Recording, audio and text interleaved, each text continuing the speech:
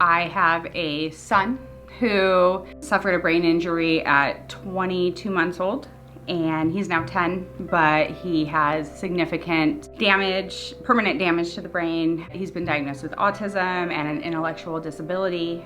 They were able to connect us with BIAAZ that had the same types of neurological professionals we were seeing, but they understood that my son's issues weren't just having autism or having an intellectual disability. It all kind of originated from that brain injury. So yeah, they have connected us with, life-changing services.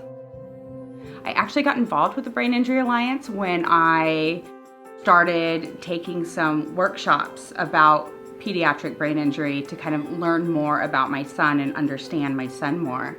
And it wasn't until I did that I realized there's this whole network of professionals and support specialists that actually understand how to work with and who can work with people with a brain injury. There's a struggle to find services in it's nationwide, but especially down in southern Arizona, that understands when a mental health concern is a product of a brain injury. Having been a mental health clinician for 10 years prior to that, I still work with the severely mentally ill population, and I work with individuals that are incarcerated in jail and prison, and I was doing mental health assessments, and I started kind of noticing a lot of similarities in their stories and childhood experiences to what my son went through. And I realized after doing some research that the population that I'm passionate about working with and that I care so much about, 85% of them have suffered at least one, if not multiple, brain injuries. And so that would be our prison population.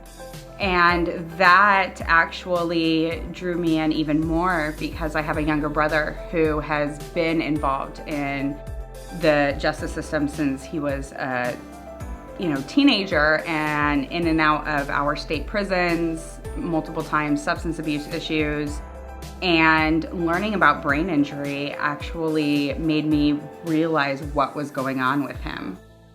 When I finally got connected with the Brain Injury Alliance, it brought all of these pieces of my world together. My brother and the justice system, the clients that I've been working with for years, and then my son. And so I realized what impact this organization can have, on the community. And so that's why I was really excited when they invited me to be co-chair of the Vulnerable Populations Committee, because we are addressing those program needs, those gaps in care for all of the populations, the kids, the justice involved that I'm so passionate about.